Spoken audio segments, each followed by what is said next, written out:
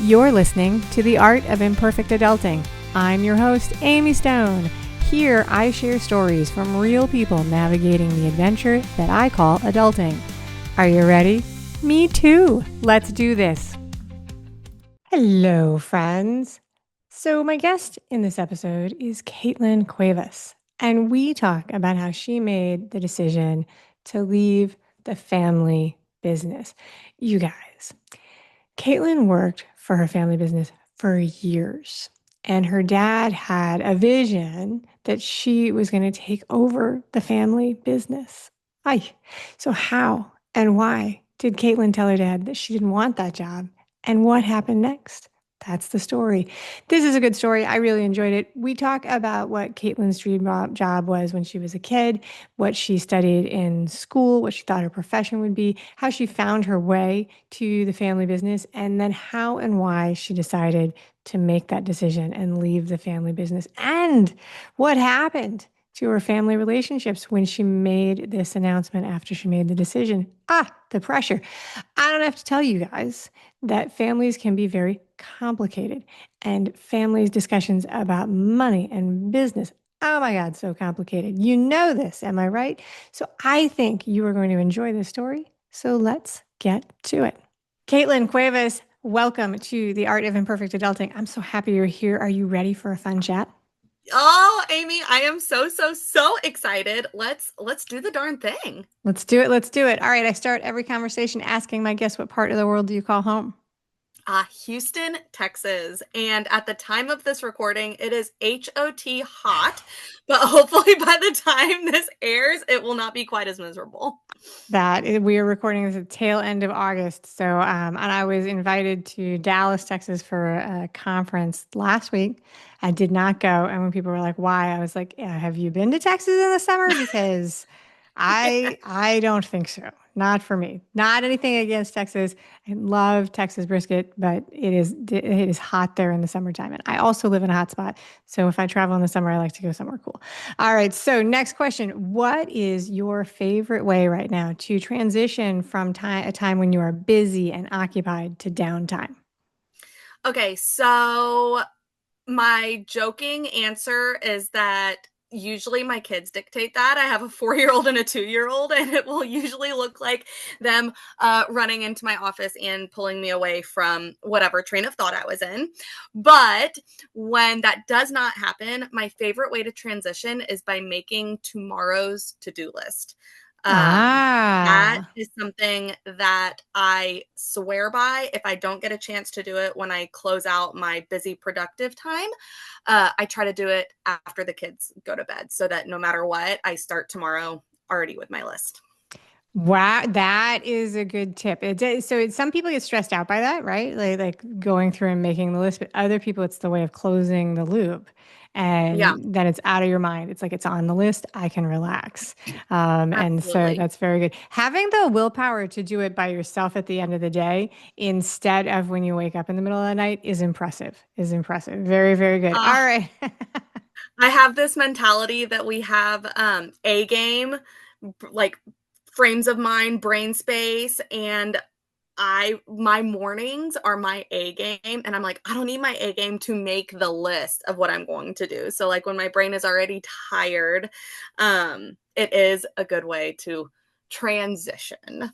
No, I love it. It's an excellent suggestion. Okay, topic of the day. We are going to talk about a decision you made to walk away from your family business. And I am excited to talk about this for lots and lots of reasons. My first question is going to be about what type of business it was. What kind of business was the family business? Yeah. So it is a marketing business. The family business specializes in business to business marketing. So for those of our listeners who are familiar with marketing, you know that there is business to business, and then there is also business to consumer. Business to consumer would look like Target marketing to us, the business marketing to the person, the consumer.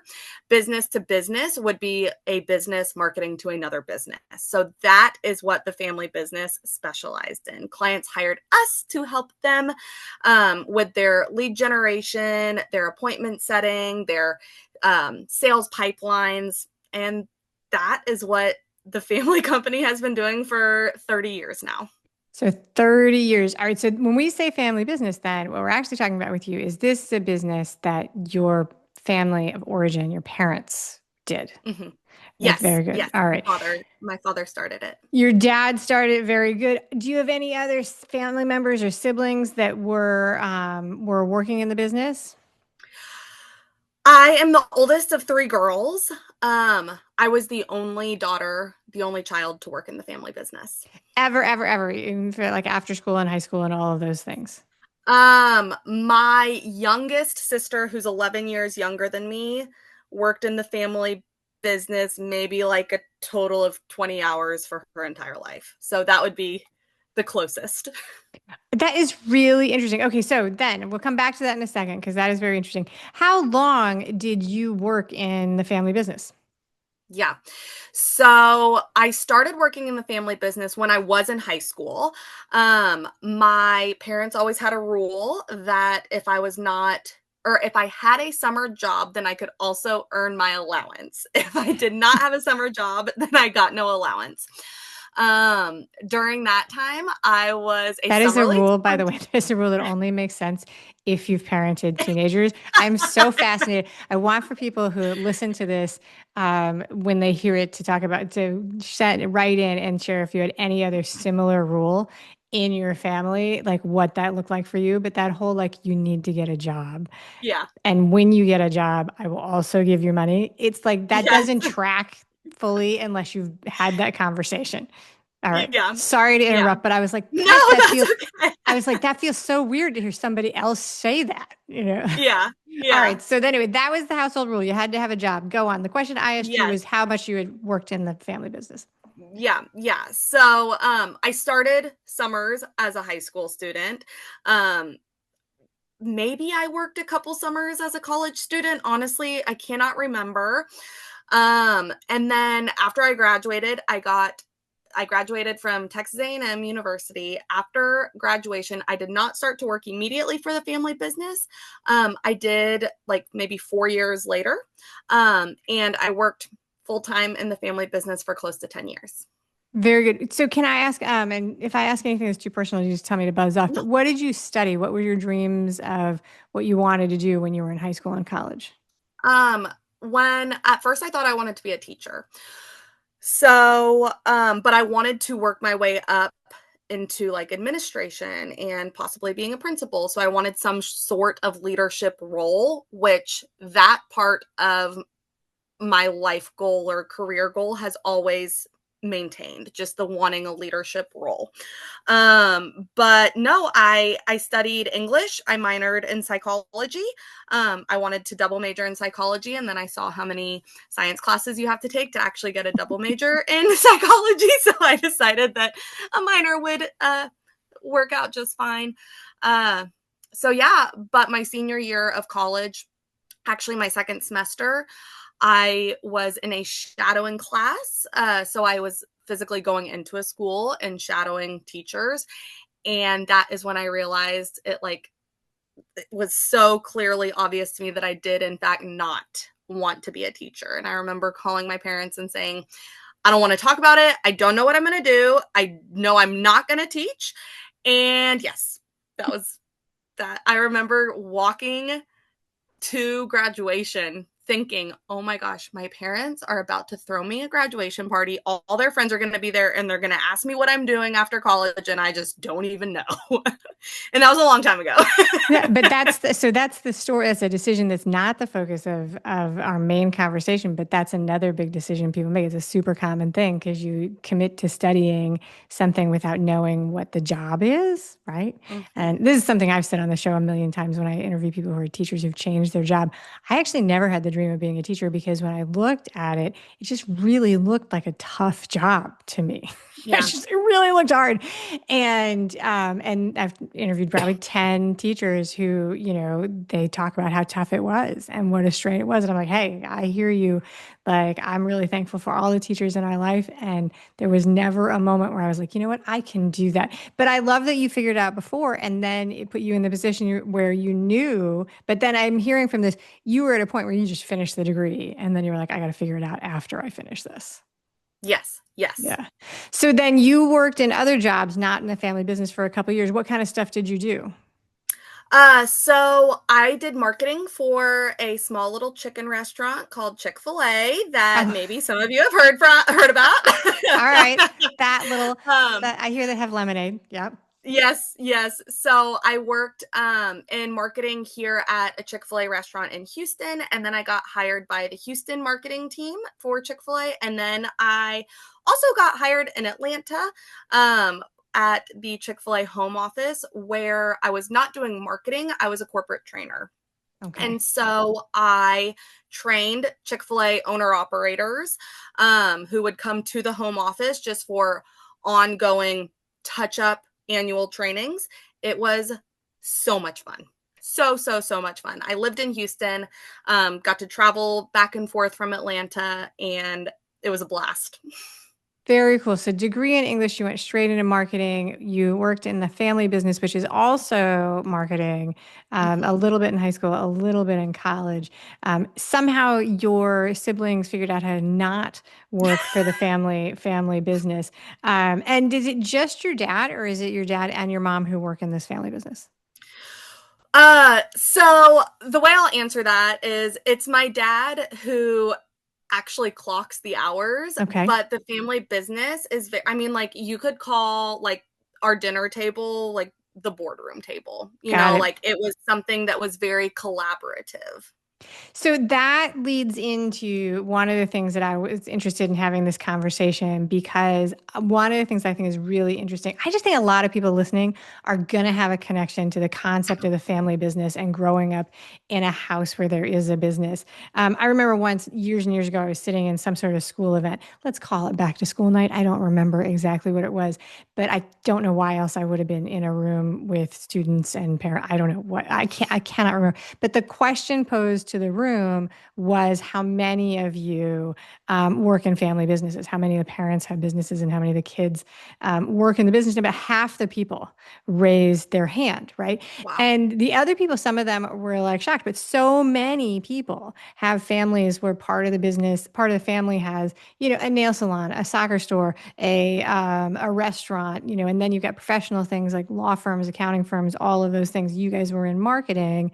It's something that people know and have lived. You want to go, maybe you have a job outside, but maybe you have to go like stand behind the counter of your family's shoe store, every Hmm. Saturday. Like this is a thing that many of us live through. And that also means, right, that a lot of us know the stories of the generational passing of the torch, right? Like, so Hmm. people who build a business sometimes, I mean, it's like Hollywood, right? They're like the strain on the family of like, you know, Richard and Sons, but the sons are like, no, I don't want to do this, right? Whatever it is. But it sometimes it works, right? You've got a business that stays in a family for like hundreds and hundreds of years. I can't think of one off the top of my head, but there are there. And then other times it doesn't. So let's talk about now what was going on. So you at Chick-fil-A, do you like that? You say you love the job at Chick-fil-A. What brought you back to the family business? I will never forget. My dad had called and asked me if I could go to lunch with him one day that week. I thought that sounded great. Had no idea why we were going to lunch. He just flat out told me that someone in his leadership team was leaving. He had a spot open. Would I be interested in it? And he outlined what the next 5 and 10 years could look like for me professionally with that role. Told me that he said that he was not rushing me to make a decision, but he needed to fill this spot and he needed to fill it fast. So he couldn't slow down the train of momentum. Um, and so to like hop on board if I wanted to. And so I took a couple nights to sleep on it. At that point, I was dating my now husband, chatted with him about it. And it just very clearly felt like exactly what I was supposed to do with my life. And funny enough, that was a huge week in my life because a couple days later, my then boyfriend proposed. So all inside Ah, of like 3 days. So got the job offer, gave 2 weeks to Chick-fil-A Houston, gave 2 weeks to Chick-fil-A Atlanta. So I didn't just have to resign from one job, I had to resign technically from two. And then I got a diamond ring. And then I Wow. started a new job. And at the time, this whole time, are you living in Houston or did you move to Atlanta at some point? I was living in Houston. Okay. Home base was always Houston. Home base was always Houston. So at this point, your dad offers you this and you do the soul searching and you think to yourself, this lines up with what I want my life to do. It's also in alignment with some of the work that you were doing for Chick-fil-A. So even though that you would call that probably B2C, you're like when you're doing. Yes, more B2C, but in my role at the at the Houston level, I was working on relationships with other businesses. Okay. So yes. I was about to say something else to that point, but it escaped me. So That's all we'll right. We'll come back see if it comes back up. to All that. right. So at Yeah. this time, it's like totally aligned. You worked there for 10 years. Mhm. And did you enjoy working with your dad? I loved it. Loved it, loved it, loved it. I knew starting out that it was either going to be really great working him or not good at all. And it seemed like a risk that was worth taking. My family has always been very close, a very tightly knit family. Um, we've always enjoyed hanging out with each other. Um, it's not like an eye roll when we have a family dinner. It's like, yay, let's get excited. This is going to be fun.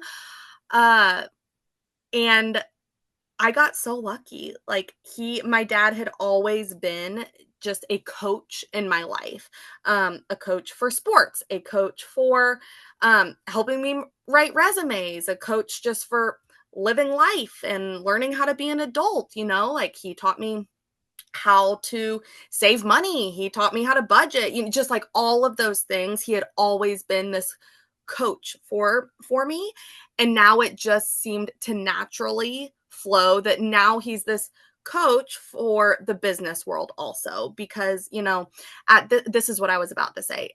At this point in my life, I knew I wanted to be a business owner. I had been thinking that I wanted to own a Chick-fil-A.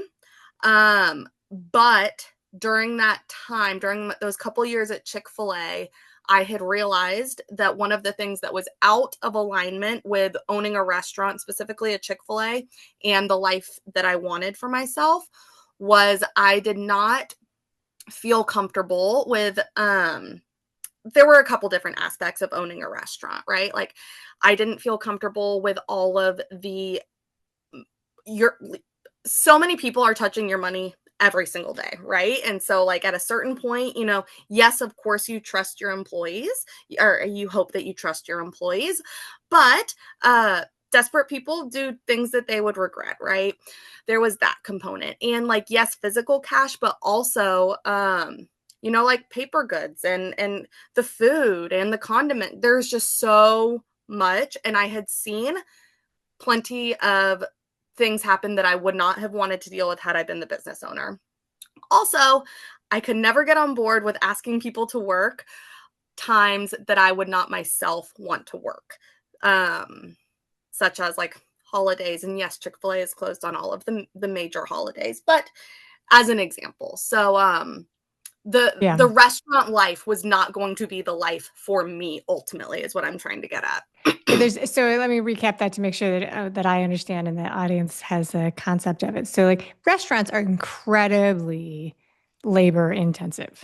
Very much so. And there's also an enormous amount of equipment needed beyond the human resources, but like you've got inventory of food, inventory of supplies, and you've got office hours that are set not by you, the business owner, but by the demands and needs of the clients who are coming in to eat, right? So it's an overlap. And you mentioned Chick-fil-A is closed on some holidays, but when you want to eat breakfast, you eat breakfast. Well, when you run a restaurant, you don't eat breakfast when you want to eat breakfast. You eat breakfast, you work and you're serving when people Mhm, eat breakfast. mhm. So what you're saying is you came into the awareness as someone who was in a supportive role and an administrative role, an office role of Chick-fil-A. You're like, oh, if I actually owned one of these, I would have to staff and deal with Mhm. all of these man hours, all of these personnel issues, all of the stress about money and loss of equipment and hours and all of those things. Does that sound about right? Yes. Yeah. Holy moly, you tied that up so neatly and beautifully. I was so you realize, and that's the thing. I mean, people, there's no way to know that until you do it, and also it changes, right?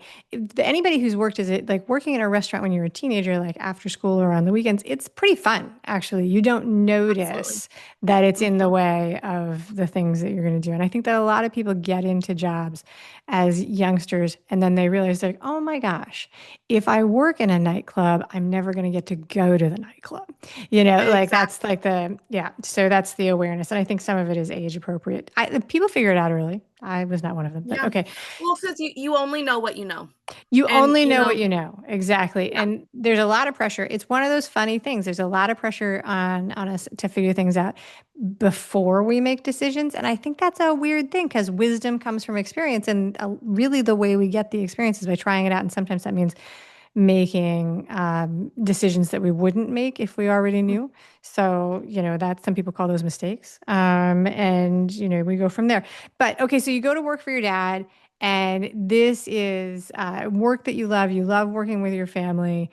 You're enjoying it. So then, I know, because I know the end of this is that you eventually make the decision to leave. What was on the pros and cons list? Like, how did that start? I was jumping Yeah. in. How did that start? How did you start coming up with the idea? You're like, nah, maybe not. The it was very gradual.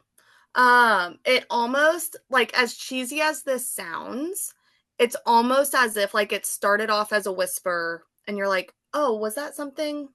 Oh, no, I don't hear it anymore." And then like it just gradually gets a little louder and you're like, "Oh, no, actually, yeah. Okay, I do hear that." And then before you know it, at the end of the day it's like screaming at you in the middle of the night.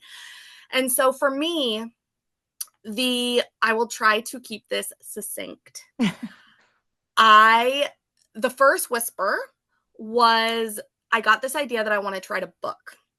And I wanted the book to be so a question that I had frequently gotten asked, still get asked, Kaitlin, how are you always so happy? And my answer was always the same. It's not always that I am, quote, so happy. It is that I am very intentional about how I live my life so that I can be happy.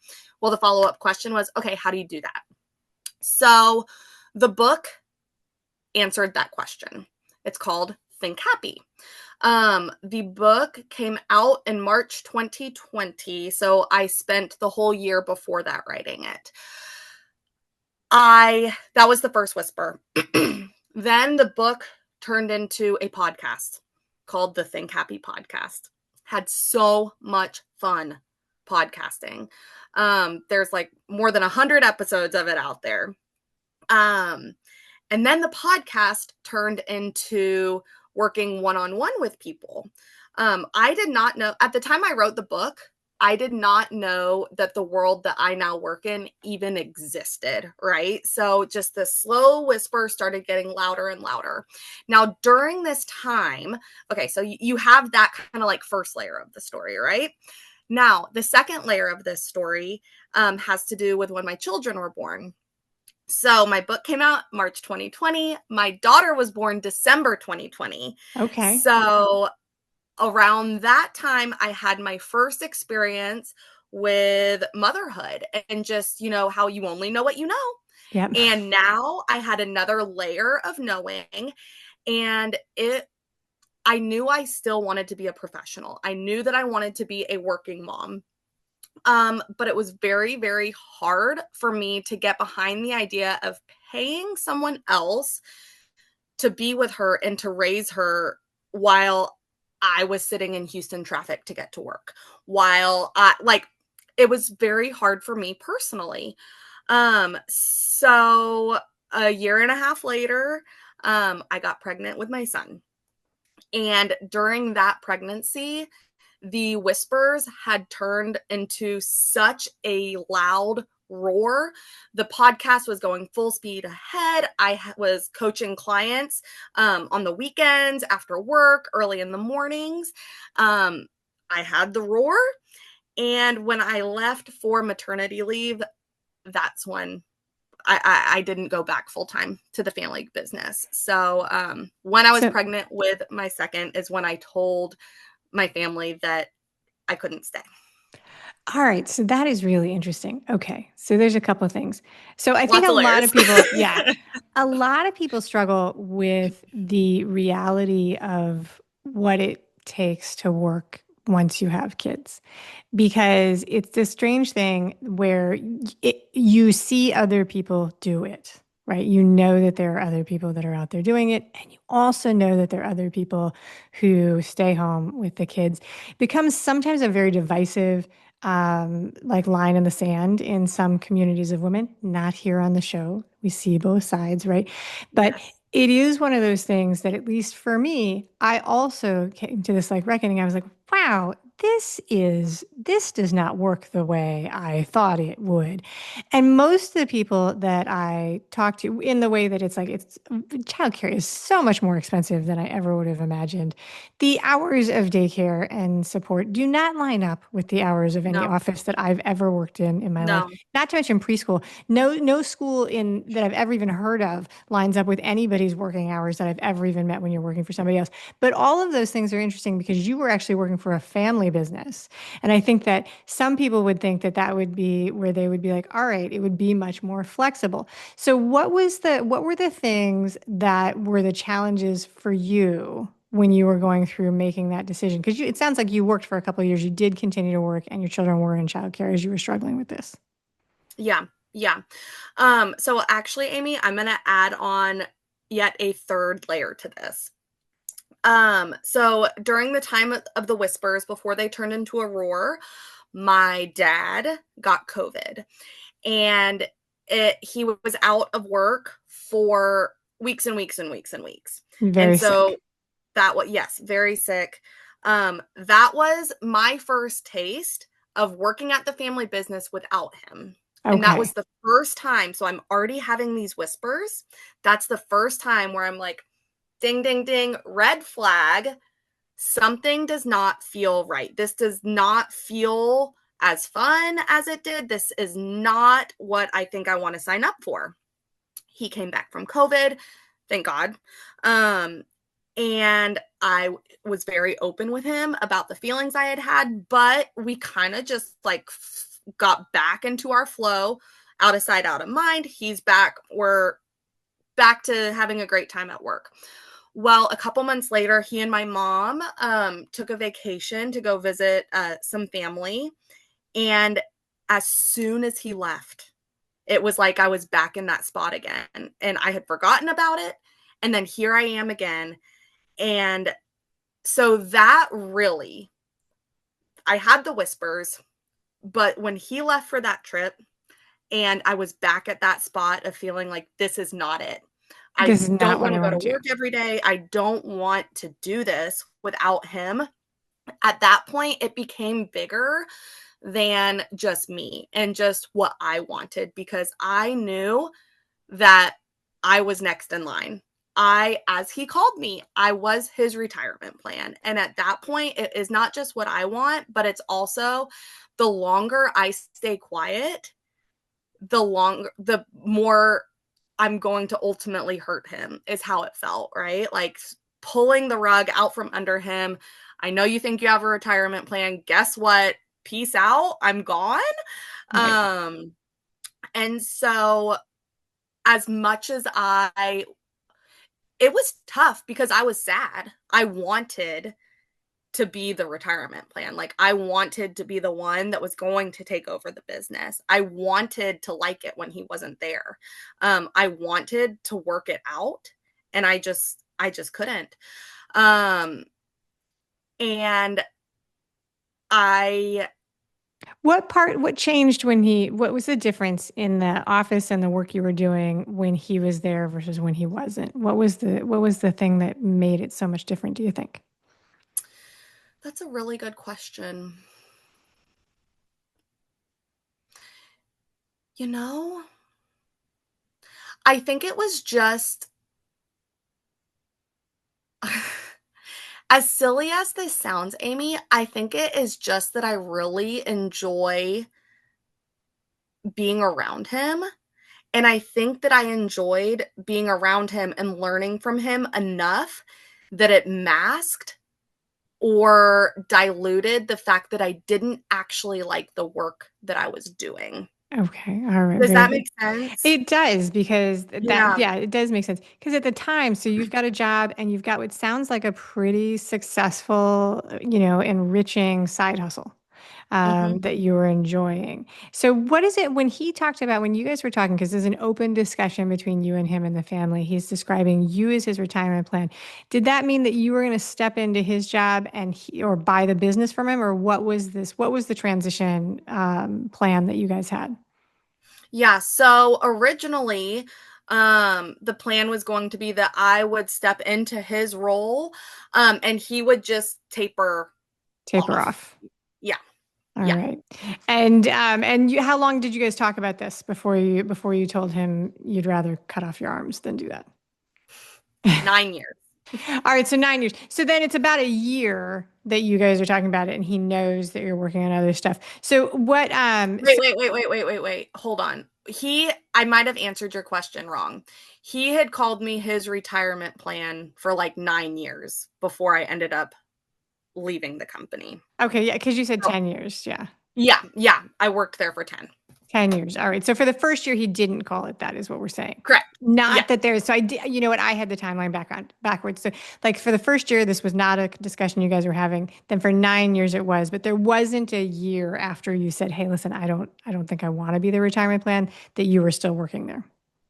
correct. Yeah, I told him I didn't want to be the retirement plan when I was visibly pregnant with my second. And then it was so let's say there was a 6-month period, a 5-month period where we were working on transitioning me out. Okay. Before you talk to him, like when you got the side hustle, you know that you're loving that. You've had one experience, maybe two. When you begin to think about this, is there a period of time where you're thinking about it, but and you're sort of making the decision yourself, but you have not yet told your dad? Yes. All right. So then the question is, who is your support team? Who are you talking to about it?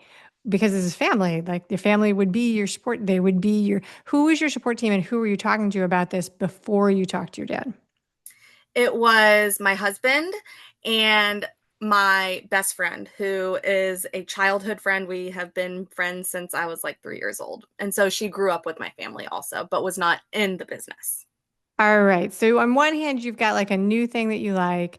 You've got an idea. You know you don't want to do something. On the other hand, this family business is a pretty safe offer. Very much It's so. very secure. What was on the pros and cons list for staying and going? Um, the con of staying was knowing that I would be unhappy in my work and paying for someone else to be with my kids during time that I wanted to be with them when I was working at something that didn't even light me up. Okay. Once you have kids and if you do make the decision to be a working mom, I it was almost impossible for me to think about not doing something professionally that lit me up. If I'm going to choose to be away from my kids for this time, it has to be worth it. Your time is so valuable. Um so that was the con. No, no, no. Yeah, that was the if I stayed, Yep. that was the con. Um the pros of staying, a very consistent, reliable salary that would continue to grow. Um getting not making the waters choppy with my family. Yeah. Um, and yeah, just stability. Fair. All right. On paper, the decision did not make sense. And did you get when you were talking to your husband and your best friend, was it really just kind of chatting it out and they were like a mirroring board, or did they have feedback one way or the other? Did people think that you were, looking the gift horse in the mouth? Like what did they say? Did you have encouragement for going your own way, or did people exercise, or did you Both exercise of them caution? were very encouraging. My husband had the perspective that I mean, like he saw and lived with the version of me that was not happy at my 9 to 5 job. My best friend, um, she is also an entrepreneur. So her perspective was, I'm going to support you no matter what you do, Kaitlin, but just consider the fact that if you take over the family business, you can then turn it into like whatever you want it to be. You can take it in a different